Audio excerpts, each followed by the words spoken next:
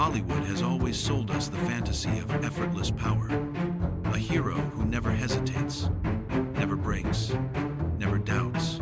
But behind the camera, behind the explosions, behind the rehearsed smiles at red carpet premieres, lies a truth most audiences never hear. Some of the actors who defined entire eras of action cinema absolutely despised the roles that made them legends. They wore the costume, delivered the lines, pulled the trigger, saved the day, all while counting the minutes until they could walk away forever. Studios crafted the illusion that everything was perfect. Press tours were polished, interviews scripted, and the public never saw the exhaustion, the resentment, the mental strain brewing beneath the surface. Because when millions of dollars are at stake, no one is allowed to admit they hate the job. Least of all, the star whose face is plastered across every billboard. Some were trapped by contracts they couldn't escape. Some battled directors, scripts, or the crushing expectations of franchises spiraling out of their control. Others simply felt their souls shrinking inside characters they no longer recognized. Tonight, we step behind that glossy facade and into the shadows, into the quiet moments where actors whispered to friends that they couldn't do another sequel, into the tense conversations in studio offices, into the nights when the heroes on screen questioned who they were becoming off camera. These are not stories of failure. They are stories of icons who carried entire blockbusters while privately fighting battles the audience never imagined. Welcome to a side of Hollywood rarely shown. 15 action films where the stars secretly hated the role, yet made millions believe they were born to play it. Fact 1. Blade, Trinity, 2004. Wesley Snipes and the role that broke him. When the cameras rolled on Blade, Trinity, audiences saw a brooding, unstoppable vampire hunter. But behind the scenes, Wesley Snipes was losing all patience, all trust, and eventually all interest in the film bearing his name. What began as a straightforward sequel spiraled into a production so toxic that Snipes reportedly refused to speak directly to the director, to his co-stars, and sometimes even to the camera crew. Instead, he communicated through written notes, signed only with a single word: Blade. Snipes believed the creative direction betrayed everything that made the franchise successful. He resented the script, resented the comedic tone, and especially resented the studio's decision to shift focus toward new characters who seemed designed to replace him. As tensions escalated, he isolated himself completely, staying in his trailer for long stretches, refusing to open his eyes during scenes, and walking off set during disagreements that became impossible to resolve. Yet somehow, the final film still featured a fully formed Blade, strong, stoic, and lethal. What the audience never knew was that many Blade shots weren't Snipes at all, but body doubles and CGI enhancements stitched together to mask the chaos unfolding behind the curtain. The film would become infamous, not for its box office results, but for the fractured relationship between Snipes and the production, a relationship so damaged that it ended the original trilogy and left the franchise dormant for years. Snipes never hid his disdain afterward. To him, this wasn't just a bad experience, it was a betrayal, one he had no intention of forgiving. Fact 2. Mad Max, Fury Road, 2015. Tom Hardy's role he couldn't stand. Until it was too late, Fury Road is now hailed as one of the greatest action films ever made. But during production, Tom Hardy was anything but impressed, lost in a desert of endless reshoots, confusing storyboards, and a filmmaking style unlike anything he had experienced. Hardy felt trapped inside a role that offered him little clarity and even less emotional grounding. Max Rokitansky barely spoke, rarely expressed, and seemed secondary in a film named after him, and Hardy felt the weight of that silence. He clashed repeatedly with director George Miller, frustrated by the lack of traditional direction and the absence of a conventional script. The production stretched on for months, draining morale and pushing tensions to a breaking point. The most explosive conflict, however, was between Hardy and Charlize Theron. Their dynamic on-screen, cold, uneasy, distrustful, mirrored their real-life hostility. Theron believed Hardy's unpredictability slowed production, Hardy believed she was overly rigid and demanding. The desert heat only intensified everything simmering beneath the surface. But everything changed after the film premiered to overwhelming acclaim. Hardy publicly apologized to George Miller, admitting he simply didn't understand the genius of the process until he saw the finished work. He even confessed he had been in over his head. Overwhelmed by a director whose vision he couldn't comprehend during filming, the audience saw a raw, tightly coiled mass. Hardy remembered the exhaustion, frustration, and months of believing the film was doomed. Behind the savage beauty of Fury Road was an actor who hated the role while he was living it, only to be humbled when he finally saw what his misery had created. Fact 3. The Bourne Ultimatum. 2007. Matt Damon and the script that pushed him over the edge. Matt Damon may be synonymous with Jason Bourne, but by the time The Bourne Ultimatum entered production, Damon was privately furious, not at the stunt work, not at the intense schedule, but at the script itself. Early drafts of the screenplay were so chaotic that Damon described them as unreadable, and even a betrayal of what made the franchise work. At one point, he nearly walked away entirely, believing the studio was destroying the character he had spent years shaping. The tension became public when Damon criticized writer Tony Gilroy for turning in what he called a lazy, embarrassing script that required massive rewrites just to make it coherent. Damon was livid that a film of this scale with a global fan base and enormous expectations could be handed material he considered far below quality. The frustration seeped into production, transforming what should have been the triumphant peak of the trilogy into one of the most emotionally draining shoots of Damon's career. Ironically, despite his disdain and exhaustion, Damon delivered one of his strongest performances as Born Cold, precise, driven by memory and vengeance. The audience saw intensity. Damon remembered rewriting pages on the spot, arguing with producers, and feeling trapped in a machine that no longer respected the character's intelligence or emotional depth. Years later, Damon still spoke openly about how deeply he hated the early script and the stress it caused. For fans, Ultimatum is the pinnacle of the franchise. For Damon, it was the film that nearly broke him, the one role he loved on screen but loathed behind the curtain. Fact 4. Batman v Superman. 2016. Ben Affleck and the cape that became a curse. When Ben Affleck first stepped into the cape and cowl, the world mocked him before he ever spoke a line. The backlash was relentless: memes, petitions, headlines declaring him unworthy, and though Affleck tried to brush it off, the pressure settled into him like armor he could never remove. Batman v Superman was meant to redefine the Dark Knight, but for him, it became the beginning of a spiral he couldn't escape. The weight of portraying an icon, one already beloved, scrutinized, and endlessly compared, collided with the crushing demands of a sprawling cinematic universe still finding its footing. Affleck pushed himself harder than ever, transforming physically and mentally to embody a grizzled, world-weary Batman.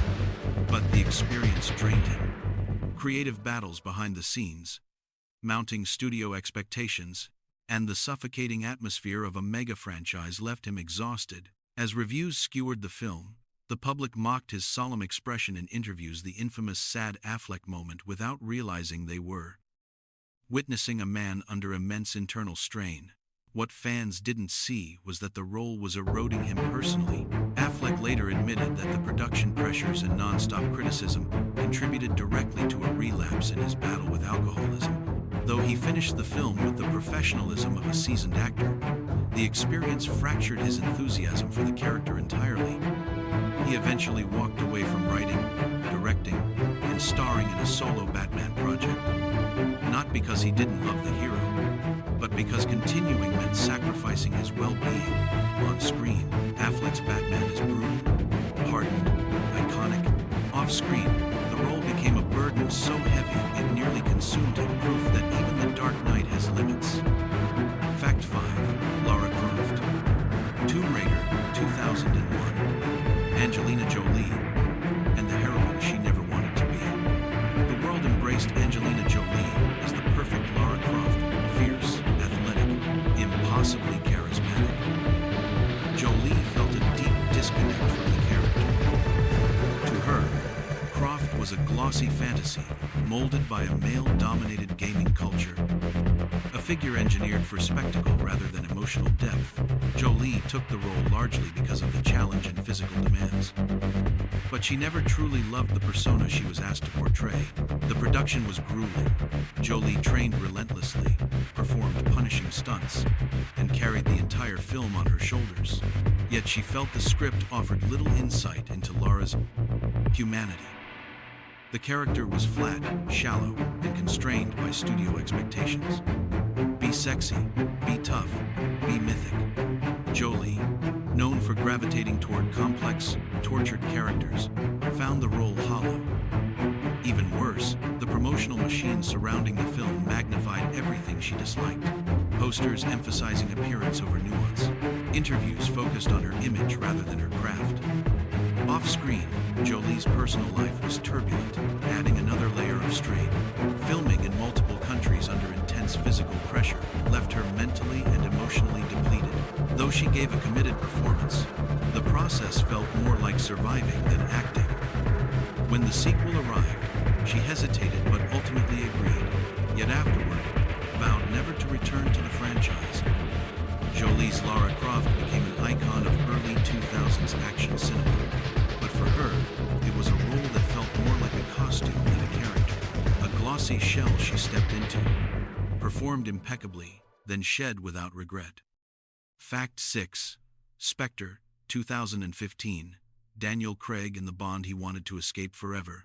When Daniel Craig bluntly declared, "I'd rather slash my wrists than play Bond again," the world thought he was exaggerating. He wasn't. Spectre, the fourth installment in his tenure as 007, left him physically destroyed and emotionally drained. Years of punishing stunt work had taken their toll. Craig tore his meniscus, injured his knee, and endured constant pain, all while carrying the enormous expectations of a global franchise on his back. Bond was supposed to be effortless charm and icy precision, but for Craig, filming Spectre meant pushing through injuries he barely had time to treat. The production schedule was brutal. The script underwent continuous rewrites, and the pressure to top Skyfall, one of the most celebrated Bond films ever, became an impossible burden. Craig felt trapped by a role that demanded everything from him, while offering little creative reward. The emotional toll was just as severe. Craig often spoke about the loneliness of portraying a character defined by cold detachment, a man incapable of intimacy or vulnerability. Living inside that persona for months at a time weighed heavily on him. By the end of production, Craig's exhaustion hardened into resentment not toward the fans, but toward the commitments that chained him to the franchise. Though he eventually returned for No Time to Die, it was clear that Bond had become a gilded cage. Behind the perfectly tailored suits and iconic one-liners stood an actor who longed for roles that didn't consume his body, his time, and his sanity. The world saw the coolest man alive. Craig saw a role he desperately wanted to leave behind. Fact 7. Speed 21997. Sandra Bullock in the sequel she regretted immediately. Sandra Bullock's rise to action stardom began with Speed, a surprise smash that cemented her as Hollywood's newest grounded, relatable heroine. But when the sequel came along without Keanu Reeves, without the gritty realism, and without the heart that made the original iconic Bullock sense trouble instantly, she reluctantly accepted the role, largely because a separate studio deal depended on her participation. What followed was a production she would later describe bluntly. It was bad. Just bad. Filming aboard a cruise ship meant endless logistical disasters. The story lacked tension, the action felt hollow, and Bullock spent much of the shoot fighting a script she believed didn't understand. What made Annie Porter compelling in the first place?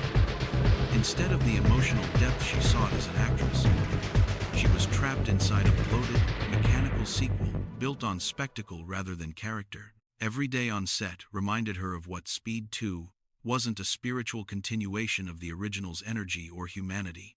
Bullock remained professional, but behind the curtain, she grew increasingly embarrassed by the film's direction. She later joked that she wished she could go back in time and undo it, admitting that the only good thing that came from the experience was the paycheck that funded her passion project, Hope Floats. As the film bombed both critically and commercially, the pain of having her name attached to it deepened.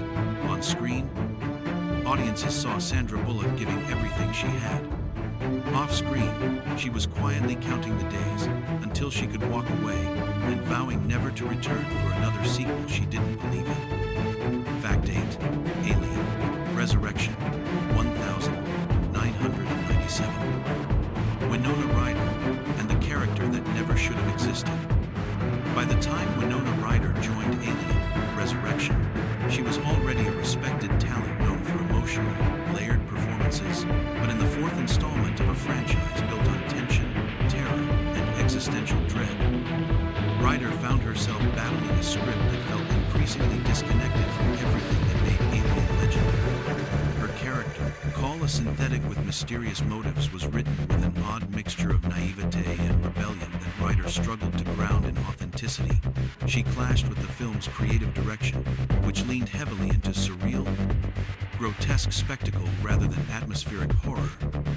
Ryder felt the tone was wrong, the characters underdeveloped, and the narrative unnecessarily bizarre. The more she questioned the decisions shaping her role, the more frustrated she became. She admired Sigourney Weaver deeply, but even Weaver privately acknowledged the film's strange, chaotic identity. Ryder wasn't just unhappy, she was uncomfortable. The action sequences felt contrived, the emotional beats hollow, and the stylistic choices clashed with her instincts as an actress.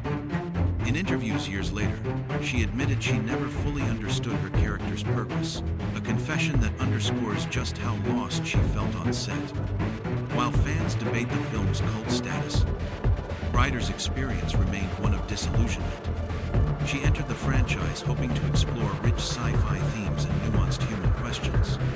Instead, she found herself wrestling with a role that lacked clarity, depth, and cohesion.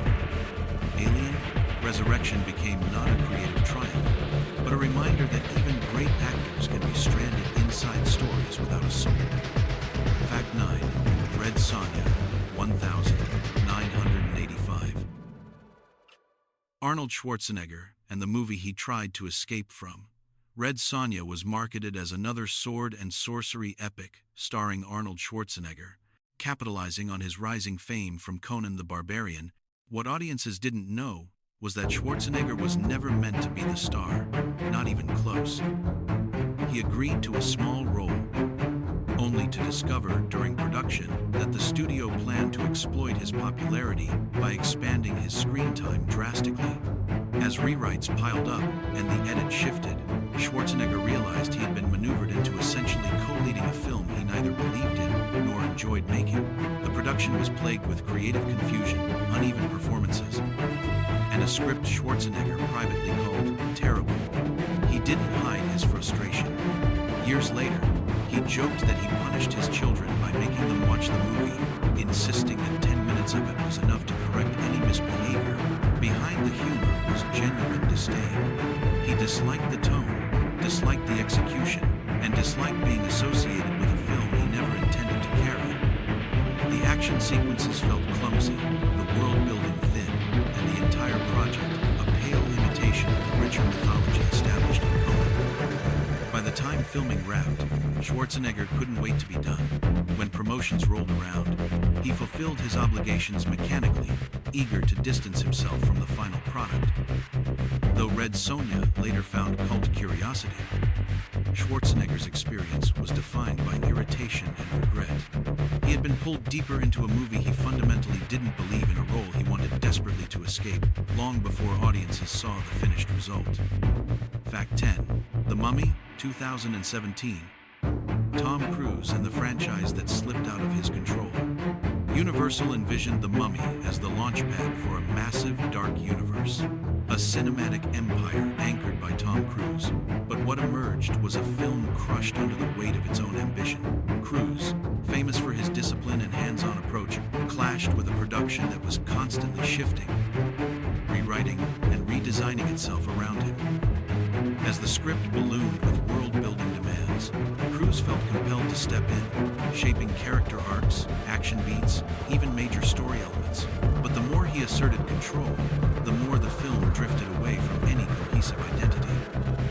Cruise reportedly disliked the original direction of the story and didn't resonate with his characters' motivations. He questioned decisions, requested rewrites, and pushed for tonal changes that clashed with the director's vision.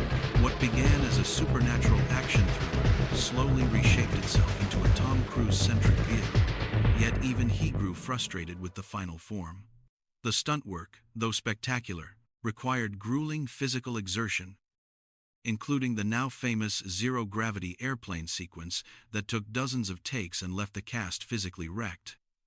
Behind closed doors, Cruise recognized that the film was becoming overloaded, unfocused, and burdened by a universe-building agenda that suffocated character depth.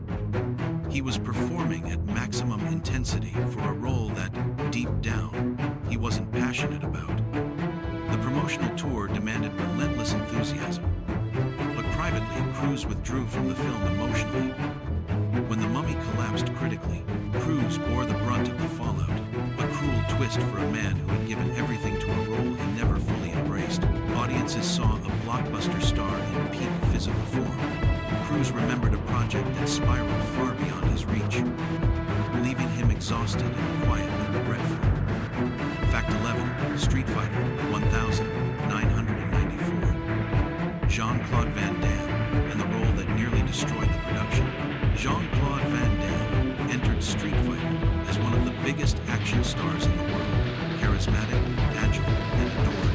But behind the scenes, he was battling personal demons that turned the production into a storm of chaos. Van Damme later admitted he was using nearly $10,000 worth of cocaine per week during filming, an addiction that made him volatile, distracted, and almost impossible to direct. His struggle with substance abuse collided with the studio's frantic schedule, creating an environment where frustration simmered constantly. Van Damme hated the script's campy tone and felt the character of Guile lacked the seriousness he wanted in an action role. He pushed for rewrites, questioned nearly every creative decision, and frequently disappeared from set for hours at a time. The director, Steven D'Souza, recalled hiring separate handlers just to keep track of him, and even that rarely worked. Scenes had to be rewritten overnight, action beats simplified, and shooting schedules rearranged to compensate for Van Damme's absence and instability. The physical demands also weighed on him. Van Damme, known for precision and discipline in combat roles, felt constrained by Street Fighter's cartoonish choreography. Instead of sharp martial arts, he was performing exaggerated moves he found embarrassing. His frustration bled into his performance, and those on set observed a star fighting not just a bad script, but himself. Audiences saw bright costumes and over-the-top action. Van Damme remembered a blur of exhaustion, self-loathing, and a role he despised, one that pushed him deeper into a personal crisis and nearly derailed his career entirely. Fact 12. Judge Dredd 1995. Sylvester Stallone and the helmet he refused to wear. Sylvester Stallone hoped Judge Dredd would become a gritty action franchise with the same staying power as Rambo or Rocky.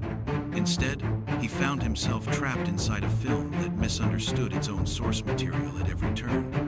Stallone's frustration began early, when he realized the studio wanted a lighter, more comedic tone, the exact opposite of the dark, brutal world that defined the original comics.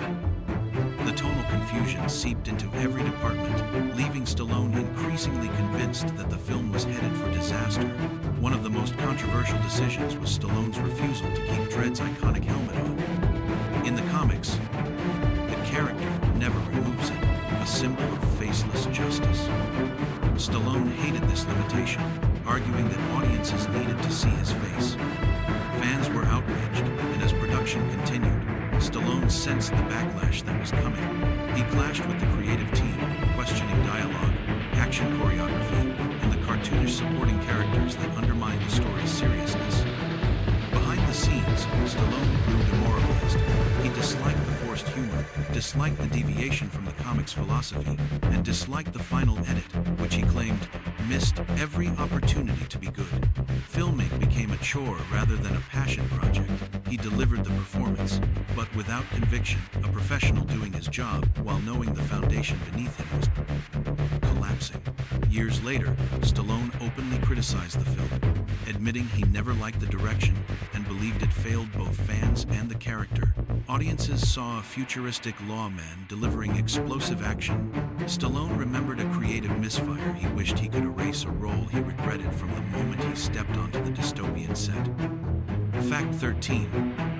Elektra, 2005. Jennifer Garner and the contract she couldn't escape. Jennifer Garner never wanted to make Elektra. She didn't hide it. She didn't sugarcoat it. The only reason she returned as the assassin with the Crimson Says was because her contract for Daredevil forced her to do so. While the world assumed she was stepping confidently into her first solo superhero film, Garner privately dreaded every moment, already knowing the script was weak, the tone unfocused, and the character fatally underwritten. During production, her frustration deepened. The action choreography felt uninspired, the emotional arc hollow, and the narrative direction meandering. Garner had trained extensively for months, pushing her body through punishing martial arts routines, only to face scenes that lacked purpose or thematic weight. She felt stranded in a film that neither understood Elektra nor respected the darker complexities that made the character iconic in the comics. The schedule was unforgiving: long shooting days, endless reshoots, and choreography adjustments that routinely changed at the last minute. Garner remained a consummate professional, but the enthusiasm audiences expected simply wasn't there. Crew members later recalled that she delivered every scene with discipline, yet with an unmistakable air of resignation. She was fulfilling an obligation, not pursuing a passion. After release, Garner distanced herself from the film entirely. She admitted she disliked it, never wanted to reprise the role again, and hoped Hollywood would move on quickly. While Elektra developed a small cult following, for Garner, it was a reminder of what happens when an actor is tied to a character they neither chose nor embraced. On screen, she was a deadly assassin. Off screen, she simply wanted to be anywhere else. Fact 14. Catwoman, 2004. Halle Berry in the role she publicly buried. Few Oscar-winning actors have ever roasted their own movie the way Halle Berry did with Catwoman. After becoming the first black woman to win Best Actress at the Academy Awards, Berry sought bold roles that challenged her, but Catwoman became the opposite. A chaotic, incoherent production that drained her and left her questioning why she had agreed to it at all. The script was scattered, the direction inconsistent, and the character unrecognizable to fans of the iconic Selina Kyle. Berry hated the writing most of all. Catwoman's motivations were unclear, the plot absurd, and the dialogue painfully awkward. The more she read, the more she questioned what the studio expected her to bring to a role that seemed written without any respect for the legacy of Gotham's most mysterious anti-heroine. She threw herself into the physical aspects: training, stunts, and choreography. But even that couldn't mask her growing disappointment. When the film finally released and critics tore it apart, Berry didn't retreat. Instead, she marched onto the Razzie Awards stage, accepted the trophy in person, and delivered a mock acceptance speech thanking Warner Brothers for putting me in a piece of god-awful movie. The room erupted, but behind the joke was the unmistakable truth. She had despised the experience. Berry survived Catwoman with her humor intact, but the film became a cautionary tale in Hollywood, a reminder that even brilliant actors can be trapped inside a role that betrays their instincts. Audiences saw leather, lashes, and acrobatics. Berry remembered a project that clawed at her sanity more than any villain ever could. Fact 15. X-Men: The Last Stand, 2006. Hugh Jackman and the Wolverine, he no longer recognized. Hugh Jackman loved Wolverine fiercely, loyally, almost protectively, but by the time The Last Stand arrived, that love was tested harder than ever before. The departure of director Bryan Singer, the rushed production schedule, and the studio's demand for a larger, louder, more explosive film left Jackman uneasy. Wolverine, a character defined by internal conflict and emotional depth, was suddenly thrust into a plot overloaded with spectacle and stripped of the introspection Jackman valued. The script minimized Wolverine's complexity, pushing him into a more generic action hero mold. Jackman felt the character's soul slipping through the cracks. Key storylines, including Jean Grey's transformation and the mutant cure arc, were handled with a speed that frustrated him deeply. Off camera, he expressed disappointment in the creative direction, not out of ego, but out of genuine care for the character he had embodied for years. The physical demands were brutal, even for Jackman. Wolverine's aggressive fighting style required constant training, and the rushed shooting schedule left him exhausted and nursing multiple injuries. He pushed through the pain, as he always did. But without the emotional payoff that had fueled him in earlier films, by the time production ended, Jackman confessed privately that he felt disconnected from the character he once understood intuitively. Though The Last Stand performed well financially, Jackman viewed it as a personal low point, a film where Wolverine was present but hollow, powerful but directionless. It wasn't until Logan, over a decade later, that Jackman felt he finally reclaimed the Wolverine he had lost. Fans saw claws, rage, and action. Jackman remembered the version of Wolverine that nearly made him walk away. Bonus fact: Die Hard, 1988. Bruce Willis, and the role he feared would end his career before it saved it. Today, John McClane is one of the most iconic action heroes in film history. Rugged, weary, charmingly imperfect. But when Die Hard was being made, Bruce Willis was drowning in pressure, resentment, and fear that the role would destroy his career rather than elevate it. At the time, Willis wasn't an action star. He was a comedic television actor suddenly thrust into a genre the public didn't believe he belonged in. The backlash was immediate and vicious. Newspapers mocked the casting, fans complained loudly, studio executives panicked as early marketing failed so badly that the filmmakers removed Willis's face from posters altogether. Inside this storm, Willis hated the experience. The physical toll was brutal: endless stunts, deafening explosions, and injuries that left him with permanent hearing loss. He was exhausted, bruised, and overwhelmed, feeling unprepared for the demands of an action blockbuster. Every day on set reinforced his fear that he wasn't good enough, wasn't believable, wasn't the man audiences wanted. Off camera, he joked nervously about quitting. But behind the humor was a man consumed by doubt. Then came the emotional strain. Willis felt trapped between a studio desperate for a hit and a production racing against chaos. He battled sleepless nights, worrying that Die Hard would expose him as a failure trying to play a hero. He didn't resent the character, he resented the pressure, the scrutiny, and the feeling that he had been dropped into a role he wasn't ready to carry. When Die Hard finally premiered and became a phenomenon, the world saw a new action legend. But Willis remembered the exhaustion, the fear, and the sense that he had nearly lost everything before he gained anything. The irony is bittersweet. The role he hated while filming became the role that defined his career.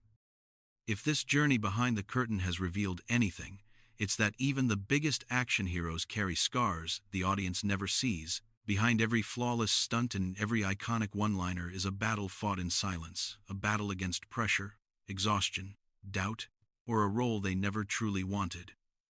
And yet, they delivered performances that shaped the very identity of modern action cinema. If you want to keep exploring the hidden stories, the secret tensions, and the untold truths that shaped Hollywood's greatest legends, make sure you stay with us. There are still countless secrets waiting in the shadows, and we're only just beginning to lift the velvet curtain.